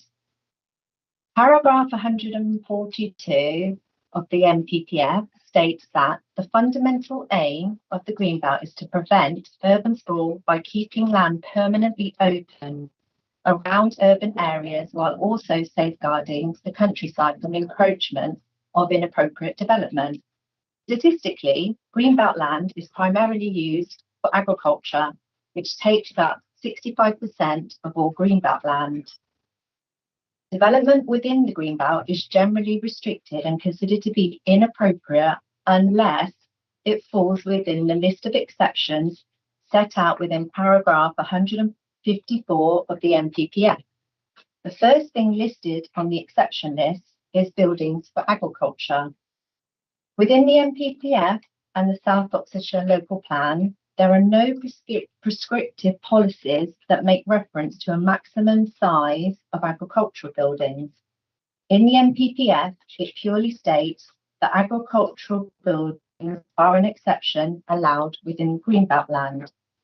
This is a retrospective application for a hay barn. It should be noted that whilst we understand that the parish is disappointed that the proposal is retrospective and was built prior to planning permission being granted, that erecting prior to obtaining planning permission should not in itself be a reason to refuse the application. It should also be noted that whilst the description states a hay barn, the barn could be used for storage of anything in relation to agriculture. Your officer acknowledges that the building is large and is visible from certain public views in and around the site. The building would be located next to an existing cluster of agricultural buildings within the farm. Hay barns can vary in size depending on the needs of the farm. Your officers have carefully considered the objections raised by the Parish Council and by Greswell Environmental Trust regarding the building. However, officers consider that the building would not erode the openness of Greenbelt as a whole. Many large agricultural buildings are visible within Greenbelt land and they are commonly form part of the backdrop of the countryside. In conclusion, officers recommend that the committee grant permission subject to the recommended conditions as the building complies with the Greenbelt policies. Thank you. Thank you, Davina. Okay, I have 2 speakers registered. First one is objector, Nicola Mellows. I think she's there on screen. Yeah, I've just unmuted myself. Can you hear me? Yes, we can hear you. Thank you. Actually, you have 5 minutes starting now. Okay. First of all, I want to say that we objected, the Parish Council objected, and it's very unfortunate that our Parish Council chairman was unable to speak tonight for some reason. He turned up for your meeting, he wasn't. Anyway, I don't know why he's not speaking, so I'm speaking on his behalf. I prepared a statement which you should have in front of you in case we cut out. First of all, I'd like to say I want to complain about the process and raise that objection. I'm realistic that this barn is not going to be taken down. but I have things to say about the whole process. We feel very disenfranchised in Stanton St John, that neither our clerk nor myself that has commented traditionally on Breach Farm in order to protect the green belt, we were not informed another one of the many barns at Breach Farm into housing, which has been done before, and it seems to be a habit. So I would like to say that consultation applies to agricultural development as well as housing, and consultation is particularly relevant in the green belt and be taken into consideration as a matter of course with the NPPF and GB4, GB2. Had this application come before the parish council, we would have insisted that any new agricultural building conform to the conditions that applied to the other 6 agricultural barn units in height, scale, colour, so that it sits comfortably upon the landscape without materially or adversely affecting the visual amenity and the openness of the green belt or the countryside around. This has been done very successfully in the past, and it's absolutely mind-blowing that this has suddenly turned up out of the blue without permission and without any period of consultation. As it stands, Breach Farm has now become a visual eyesore, which interrupts an important and historical view across agricultural land. This is the old road to Ireland, from Shotover through to Islip and Woodstock beyond. It is the views from the B4027 between 2 settlements, Forest Hill, Stanton St John, ruining, it will ruin the expansive outlook towards Stanton, Greatwood, Burnwood, Brill and the Chilterns. This is a walk between the 2 villages used by both villages with a cycle track and is regularly used. It's now not as beautiful as it was. So the Gresswell Environment Trust did not receive any notice. We've always made comments on things. A casual apology from a planning officer is not really sufficient. What we're asking for now is that we would like to implement a mitigation, a tree planting, a bunt, some tree planting to mitigate the effect of this on the open landscape. And had it been built where that hayrick was shown, it would have been lying lower, closer to the footpath and bridleway, and would not have been so prominent, but it's on higher ground. So this is another thing that we would have commented on. If you look at the plan, you will find that the red barn could have been a little bit lower. So I'm afraid this has been done very deliberately, and to me is looking like a fabulous house in 25 years' time. I appeal to the planning committee to impose a planning condition on this application, to insist on landscaping and tree planting scheme as mitigation to hide the industrial enormity of the new barn, so that it eventually becomes less of a blot on the horizon, and to ask for the building, or the roof at least, to be painted grey to tone it down. Breach Farm is an example of planning creep of the worst sort. One application riding on the back of another. Sorry? 30 seconds left. Okay. Systematically has morphed. No farm workers on site. We see endless applications for conversion of old barns, and I would strongly appeal to the planning officers and the committee to consider mitigation, because I think we're unlikely to see it be pulled down. And watch out for future conversions of all the other ancillary buildings into housing. This is a rental property farm, barely a farm. Anyway, sorry, thank you. Thank you for your presentation. Committee, have we got any questions? Councillor Roberts. Could I just clarify, some of the other buildings on the site, have they been converted from barns into houses? Yes, they have 2 isolation units, 2 ancillary barns have become separate individual housing units, and their workers' accommodation, temporary workers' accommodation, became a permanent building. That was probably about 2014. And that is quite high on the landscape, on the drive, before the actual farm and agricultural housing units for cattle begin. Then there is a machinery shed, which is now subject to a new application. I'm afraid offhand I haven't got the number. And that has just been put in for a conversion for the machinery shed that at the time we thought was far too big. And now they want to store the machinery in this new agricultural barn and convert that existing one, which involved moving a footpath in order to get the larger scale. And they now want to convert that into lettable units. And consistently seem to want to take them out of agricultural tie. So rented property. Okay, thank you. No more questions on that. No, thank you very much for your time. Chair, thank you. Just a question. I mean, as the parish councillor is here, is there any reason why he can't speak? Apparently, he put in his application in plenty of time. He sent it to the wrong email address and we didn't receive it. They emailed the wrong email address. Sorry, you've had your 5 minutes. Yeah. They emailed the wrong email address twice. So for the sake so of we did not have a request to speak in the time allowed, the time scale. And I'm quite strong on this because if we keep letting people speak, then they'll just turn up and speak. And I can't do that. Sorry. Right.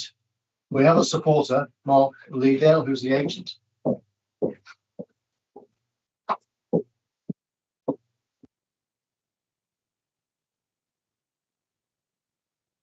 Thank you, Chairman, for allowing me to address the committee. I act for the applicant. The report from your office is very thorough and details that agricultural buildings in the Greenbelt are not inappropriate development. In short, they are planning policy compliant, and this is the starting point for consideration of this application. The impact of the building on the landscape and the openness of the Greenbelt is considered in the report, and as noted, it is built within the complex of agricultural and other buildings. Indeed, it has been set into the prevailing ground level by around 1.2 metres, so as to lessen its visual effect. I'd like now to turn to the question of why a barn is needed and why it must be of this scale. The farm comprises some 350 acres. The production of hay and straw is used for silage and forage, which is food for the store cattle. The store cattle have to be housed in the buildings due to regulatory controls and need this source of food for fattening. There are 1,000 store cattle on the farm at any one time, and the annual production comprises around 2,500 cattle. The crop is essential for the cattle feed, which uses 7 half-ton bales per day, which equates to around 1,300 bales per annum. By using the agricultural budgeting and costing book, the barn will have the capacity, depending on stacking and space efficiency storage, of 3,700 cubic meters. By calculating the standard bale size, this capacity is around 1,000 to 1,200 standard bales. In practice, and as you've seen from the photographs, some of the hay is stored outside in dry periods after harvesting, and the greater majority is in the barn. The crop is harvested in August and September and must then be stored for animal feed. Before the barn was constructed, the first 2 layers of bales in the outdoor stack were lost due to wet weather, and you've seen that on the photographs, and the farm suffered the financial loss. As such, with the changes in agriculture and regulation, the barn is essential for production and animal husbandry needs. Tree planting, I'll turn to the comments of the other speaker, is a condition and is agreeable to the applicant. There's a substantial programme of tree planting. and Part Q rights, which enable an agricultural building to be turned into a dwelling, subject to prior notification, are also recommended for removal. Thank you, Chairman. Thank you. Committee, are there any questions? Councillor Roberts. A quite simple question. Why was it built without planning permission? I think that I wasn't involved. The architect originally dealt with it, and I'm here in substitution. But I think it was the pressing need and the loss of hay and straw that had been suffered. So it's regrettable that it was built without permission. I believe the applicant thought he had permitted development rights under Part 6 of the Consolidated Order, but he didn't. Thank you. Councillor Topping. When we were looking at the building in the long views, in particular from the road, am I right in thinking the roof is white? In my eyes, it looks white. Certainly. Is there a grey or light colour? Yes, it's or a very light grey. Is there any good reason why it was painted that colour? And is there any good reason why it couldn't be painted? I would have thought green might hide it a little better. I don't know, but the first question, and secondly, I see no reason why not. Because it really stands out. I mean, it makes the building extremely visible. And I don't recall, there's a lot of agricultural buildings around me, but none of them have a roof of that colour. I'm quite surprised at the colour. And it gives prominence to the building, which could be quite easily dealt with. As well as the tree planting. I know you're planting 18 trees, so that's about 1 every 2 meters along the length of it. Yes. Is that? Yes, that's my understanding. Yes, which hopefully will be sufficient. But if it were possible to paint the roof, I think that would help. I think that can be taken back to the applicant from the committee if that's what you choose. Okay. Any further questions? Yes, Councillor Dragon. So, how long's the farm been in operation of these 350 acres of? I don't know. I can't answer that question, I'm afraid. So I'm puzzling to understand why suddenly a barn this size is suddenly needed. You normally expect to see a smaller barn starting and then a bigger one, but we just got this one just come straight out of nowhere. My understanding, having spoken to the applicant, because I envisaged that question might come up, is that there was regulatory changes from the authorities which required the store cattle to be accommodated in a certain way, and that meant more feed was needed. That's my understanding. I think that's probably is true. They may not be true. The way that cattle are bedded down has changed legally. Yes. I'm also puzzled as to why the applicant hasn't isn't storing that the hay we see outside why it's not covered in plastic. That's the normal practice in understanding good farming practice today. If you don't store it under cover. I've seen that done, councillor, and I think it can be effective, but he has found that he's losing the top 2 layers of bales, even with that covering. The bales we see aren't covered, are they? Yeah. We need to keep to the point. No, I'm just trying to establish the reason, the need for this, not just I saw, retrospectively applied for, without any conditions, and I think it's absolutely outrageous that we're not into debate. No, we're in questions. Well, so please. I've asked the questions, and I'm you're entering into yes, but you're now into debate. You're now making an opinion. Right. Okay. Sorry. I'm trying to keep us in order, and whilst our speaker is there, we should be dealing our questions to him. And I don't see any further questions, so thank you very much. Thank you very much. Okay. Right. Ward councillor does not appear to be here. Therefore, we'll go back to Davina for any questions. I'm sure you've got loads of questions for her.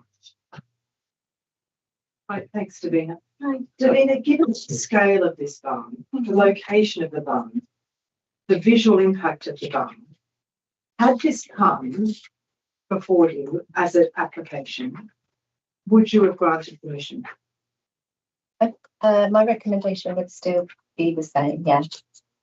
With landscaping, or, I mean, would you be happy with it in its current form? I mean, it's vast, it's huge. I mean, I've listened to the questions, so we could agree to add a condition to get the roof changed, and we could agree the colour by a condition. So we could put a condition on, even that it's retrospective. I've got to set another follow-up question, if that's right. Is there any barn, any agricultural building, if any size or shape, that you would consider refusing? Sure.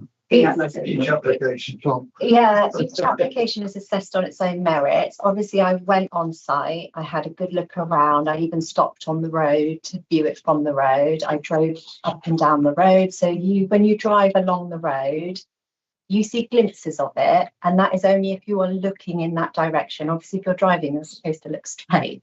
So I particularly made a point to look several times. I even stopped. That's another photo. So there is a hedge. Where you can see the barn, where you can see it is where there's gaps in the hedge, or the hedge is lower. Where the hedge is high, it's quite greened because the land slopes down from the road. So there are glimpses, and there are public footpaths that go through the farmer's land. So I acknowledge that you can see it. I just think that I've assessed it, and I think that agricultural buildings are part of the countryside. You see them in the backdrop of the countryside. Yeah, I acknowledge that it is very large and visible. So, yeah. Yeah, I think you said that agricultural buildings were the one thing that's So it's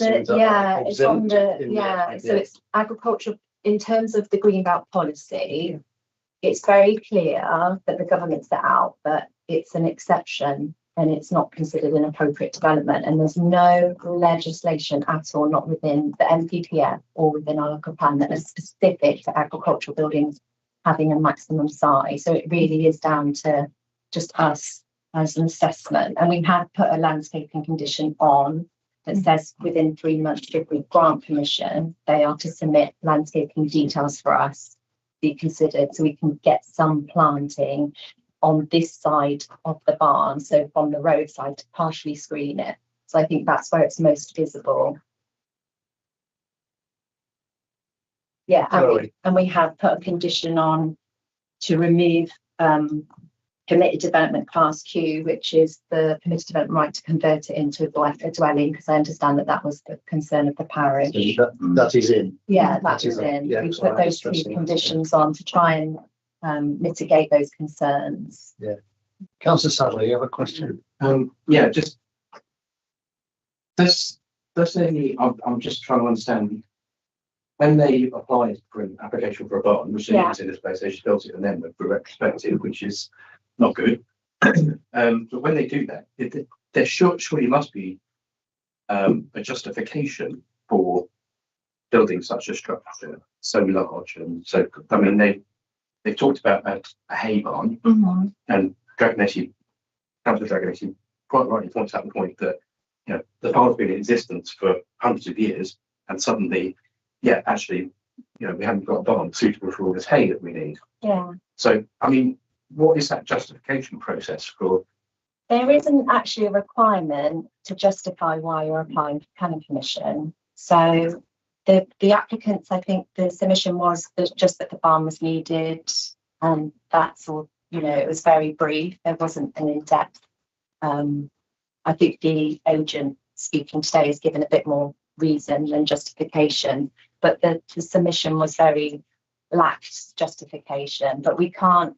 The fact that something lacks a justification, we have to determine it as it is shown in front of us against planning policy. I mean, we never, you don't have to justify why you want to do something. We're applying to do it. They don't have to justify it. So they could put another one there. They put another one next to it. It would need planning permission. Well, they need planning permission. Yeah. They can't Or retrospective planning permission. Well, They could do it first and then go for retrospective. Still need planning. I think we're struggling sequence. Yeah, the struggle taken to, I wouldn't do it again. Okay, we're into questions, so, are there any further questions? Councillor Dragon. Yes. I mean, it looks, you say it's an agricultural barn, looks to me like a very substantial industrial unit. Is there any provision, any way that the applicant could just sort of start it as a industrial units now?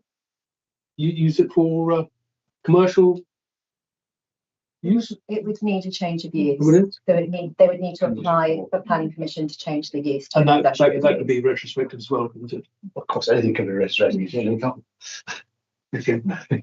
Right. Can't refuse it because it might be changed. I'll do that. Right, so I'm looking for a proposal.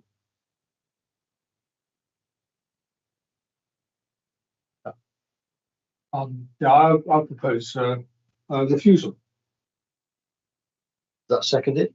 Yeah. So can I know what the reasons are? Yeah, I wanted to put it seconded first before we. I'll second it. Yeah, because the adverse impacts on the green belt, and it doesn't fit for the criteria of my mind of what's the proper development in the green belt. Because in my view, it does significantly harm the character and appearance of the area and erode the openness of the green belt. As it appears, as it stands, as it has been built and appears at the moment. Right. This is reasons. Councillor Sadler seconded it. Yeah, it's a very large building. They're going for a retrospective, and I'm not sufficiently satisfied with justification for that. And I agree. I'm going to say it's a bit weak on the material considerations. I admit that that's going to be a hard one to. Right, we have a proposal made and seconded. It's open for debate. Councillor Hamlet. Yeah, I'm going to speak against the proposal. As much as we may like to refuse it because it's retrospective, I don't think that's a reason. And that's what's coming to me from the proposal. It is what it is. I think we had one come up a couple of years ago for a barn, and it was, I think someone suggested it was too big to set me on that. Driving here today, so many farmers' fields, and there's masses of barns around, and I just don't see. Could we ask this lady to turn her camera off, please? Could you turn your camera off, please? But my view, it's there. It's a farm. We've been given the reasons why the building's there. I just think it's one of these. We were to refuse this. I'm sorry. We get absolutely slaughtered. Looking at the next item, Chairman, we're doing so well on appeals. But I don't think this is one that you've got a chance on, absolute chance. It's there. It's a barn. It's being used as a barn. Does it really affect that many people? No, I don't think so. Chair, sorry, can I just a question about this process, because I thought that we had a motion and then that was voted on. No, we have a motion. We have a motion which is seconded. Yeah, and then we debate it. Apologies. So you're absolutely right. Yeah. So we are debating it at this moment. Sorry, I'm just speaking against. No, you're speaking against it. As Councillor Higgins wants to speak, so I'm going to take him. Yeah. Thanks very much. Yeah, I'm going to speak against the motion as well. I think the guidance is fairly clear. I don't think we really have realistic grounds to deny it. It's a working farm. We have countryside in the form it's in because of working farms. A question was asked of the agents in respect to why it was the size it was. I thought he gave a fairly sensible answer, fairly considered answer in terms of the number of cattle and therefore the amount of hay needed and how that added up to the size of the barn. So I don't think we're experts on farming. I don't really have a basis to contest what farmer considers is necessary. I thought that suggesting the painting of the roof was a sensible condition, but yeah, I definitely don't support the future. Okay. Councillor Topping? I'm going with Ben and my friend here. I will be opposing the motion on the basis that I don't think this is something that we can realistically oppose, and I think with a condition that the roof colour is addressed, it would make a significant difference to the appearance from surrounding roads. I share the frustration of Councillor Sadler and in terms of these types of applications, that we're not allowed to judge it just on that basis. So I will be opposing the motion. Okay. Anything else? I will speak on this as well. I'll just refer the committee to paragraph 7.4 of the report, which sets out the 5 purposes of the green belts, none of which are included in Council Bragalete's report. Okay.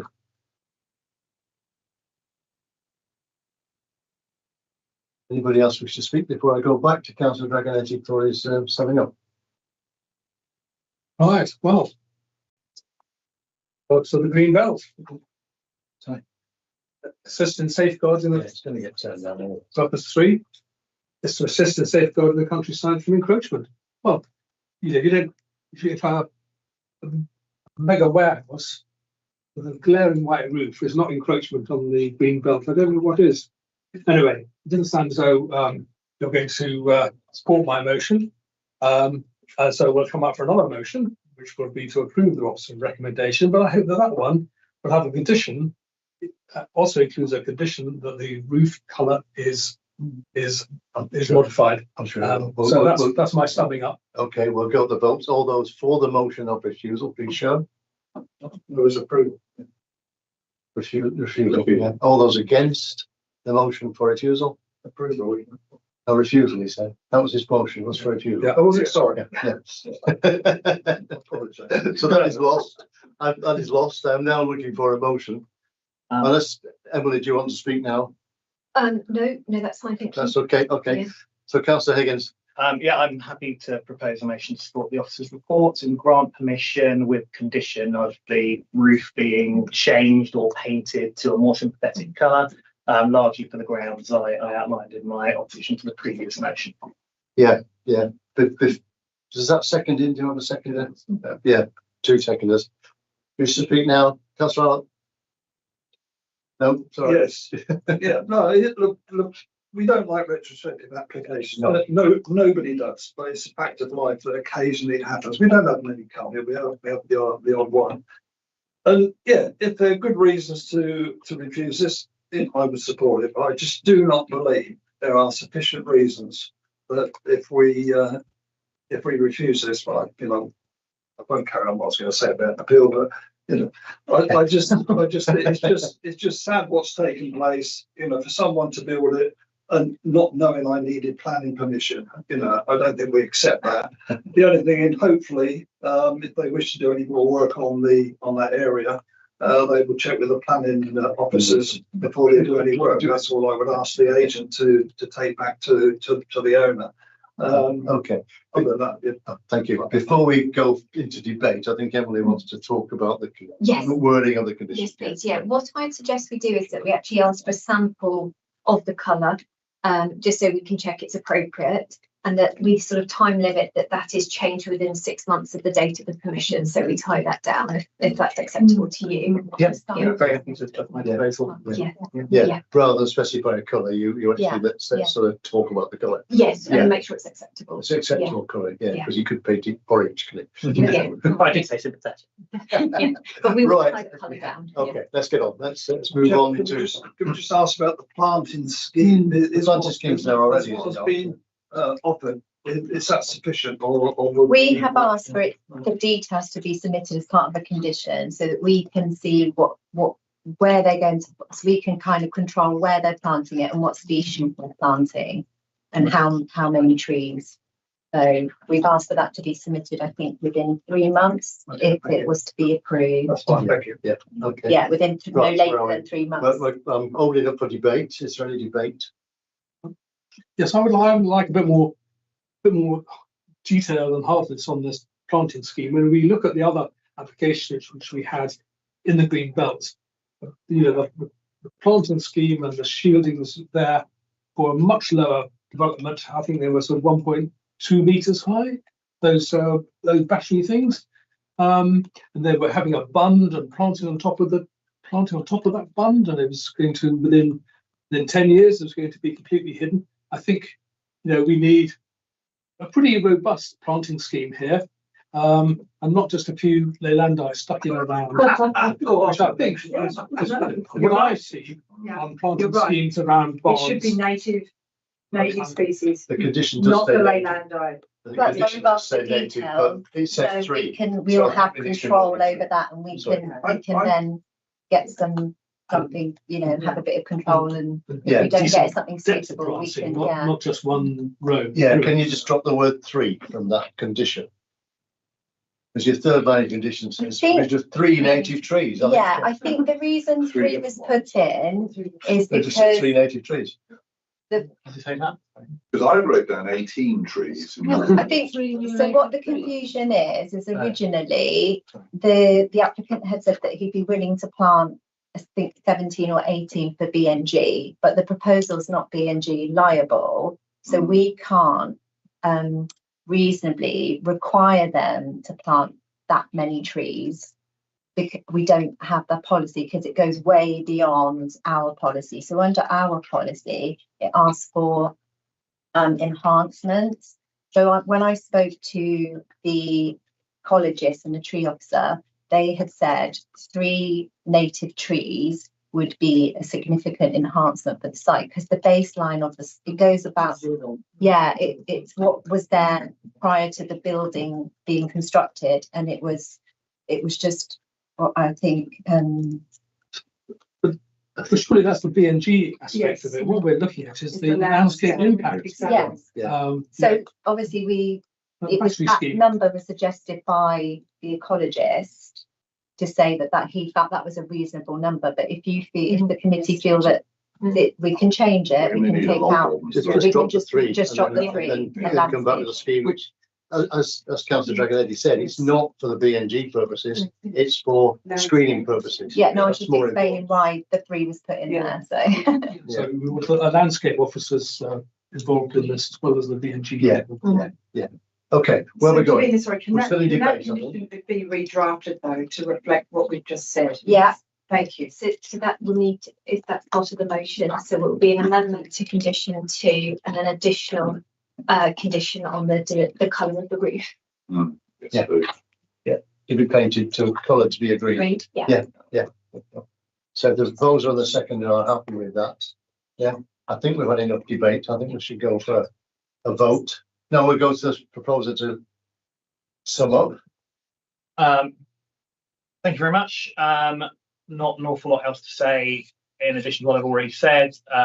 Just to add that, so clearly we've guarded against some of the concerns raised through the existing conditions. Planting, which we've now revised, removal of the permitted development rights in respect of conversion to accommodation, the external lighting, and the new condition of the roof to be painted in the colour that officers are satisfied is in better keeping with the surroundings. Okay, thank you. All those in favour of the proposal, please show. 1, 2, 3, 5. All those against? 1. That's carried. 2. All right. I've abstained. Okay, I've removed my paper, so I need to look at it on the back, don't I? All to do with appeals. I think we've been doing pretty well on appeals. We're going to say, Emily, on this. No, there's nothing to add other than what's in the report, Keisha. There was a nice one came through today. I just think we should thank the officers, because most of these are written appeals, aren't they? Yeah. So they must be writing something for us. Yeah. And the reports as well. So we're obviously doing really well on there. We're still on a high percentage, and as someone said, we won the cost. We've got costs awarded on one. Yeah, didn't say what the costs were. That's to be agreed. But we got cost awarded, which is really interesting. Okay, let's call an end to the meeting. Thank you very much, everyone. Oh, Bertie, can you stop the broadcast, please? Want to talk to Jake on